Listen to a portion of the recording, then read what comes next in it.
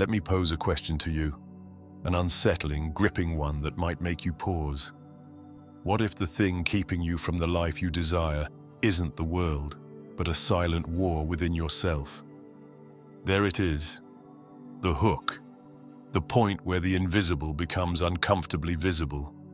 Today, my dear friends, we're not delving into drama or mere storytelling. We are excavating the trenches of the human mind, specifically the enigma that is avoidant personality disorder.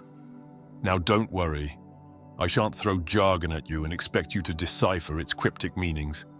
Instead, I will be your guide, your raconteur, through this labyrinth of human behavior. Together, we'll unearth what lies beneath the fear, the avoidance, the perceived inadequacy. Shall we begin? Imagine this: a person who longs for connection, but feels the sharp sting of rejection before it even happens. They rehearse conversations, anticipate criticism, and, ultimately, withdraw before the curtain even rises. What a paradox, no? To yearn for something so deeply yet fear it so profoundly. This isn't just shyness. No, shyness is a blush that fades. Avoidance is a shadow that lingers. It invades their relationships, stunts their professional growth, and keeps them from the richness of life's experiences. Not because they lack the ability, but because they fear exposure of their perceived inadequacies. Let me tell you a story. Picture a young man, brilliant but invisible in a room full of opportunity. He stands at the edge of a networking event, clutching his drink as if it's a life raft. People pass by, their laughter and conversations buzzing like static in his ears. He wants to step forward, to join the fray, but the voice in his mind whispers, "What if they see through you? What if they laugh?" So he stays in the shadows, leaving the room unnoticed. Not because he had nothing to offer, but because he believed he didn't. Now, diagnosing such a condition is not as simple as pointing and naming, like identifying a rare bird. No, it's a meticulous process, akin to assembling a jigsaw puzzle, where the pieces are scattered across the landscape of someone's life. You see, avoidance often wears disguises. It might masquerade as social anxiety or depression, or even something as benign as introversion. But the difference lies in its pervasiveness. This is not a fleeting discomfort, it is a pattern, consistent, unyielding. A skilled clinician will not rush to conclusions. They will dig, question, and observe. How does this person view themselves? Do they fear criticism to the point of paralysis? Do they avoid intimacy not out of preference but fear? It's a slow unfolding, like peeling back layers of an onion, and sometimes the tears come. Ah, the criteria, 7 markers that chart the terrain of this disorder. Let us walk through them, shall we? First, avoidance of occupational activities, promotions, presentations, teamwork. Anything that involves being seen and judged is approached as one would approach a coiled viper. The result: stalled careers, untapped potential, a life of what could have been. Second, the reluctance to form new relationships unless there is absolute certainty of acceptance.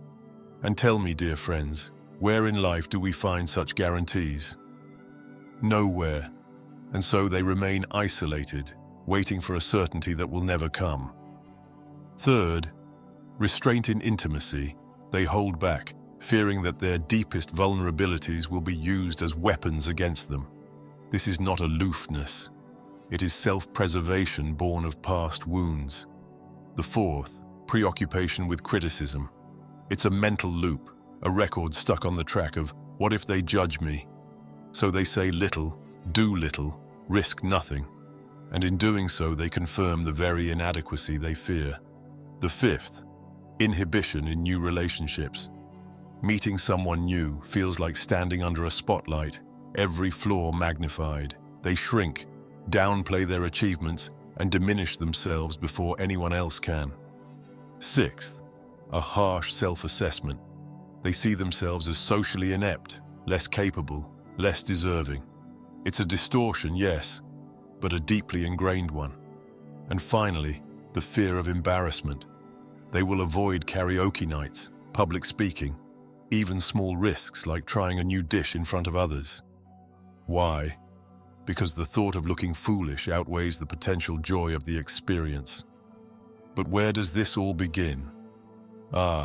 Here is where the stories turn darker. Childhood, that tender, formative stage, often holds the answers. Perhaps they were mocked by peers or dismissed by caregivers. Perhaps their early attempts at vulnerability were met with ridicule instead of warmth. The seeds of avoidance are planted in moments like these. Let me share another tale. A young girl, eager to share her artwork, proudly shows her father her latest creation. Instead of praise, she is met with a dismissive glance and a critique of her technique. The message is clear: you are not enough. And so she stops sharing, stops trying, stops believing. Make no mistake, avoidance is costly. It robs people of opportunities, relationships, and joy. It traps them in a cycle of longing and fear, where every step forward feels like walking a tightrope over an abyss. But it also traps others, partners, friends, family, who want to connect but find themselves shut out. They misinterpret the silence as disinterest, the withdrawal as rejection. And so, the cycle perpetuates. But here's where hope enters our story. Avoidance, while deeply ingrained, is not unchangeable. It requires courage, yes, but also guidance. Therapy becomes the lighthouse in their storm, illuminating the patterns, the origins, and the way forward. A skilled therapist will not label them, as one might label a box. No, they will focus on the ingredients, the fears, the distortions, the unmet needs. They will gently challenge the beliefs that hold them back, offering not judgment but understanding. And for those supporting someone with avoidance, remember this: patience is your greatest ally. Avoidance is not a choice, it is a response to pain. Offer kindness, consistency, and a safe space for them to take those first tentative steps toward connection. As we close, let me leave you with this. Avoidance is not a life sentence. It is a chapter, one that can be rewritten with time, effort, and compassion. To those who struggle, know this: you are not broken. You are not unworthy. You are simply human, navigating the complexities of this thing we call life. And to those who love someone who avoids, remember, behind the silence lies a heart that longs to be understood.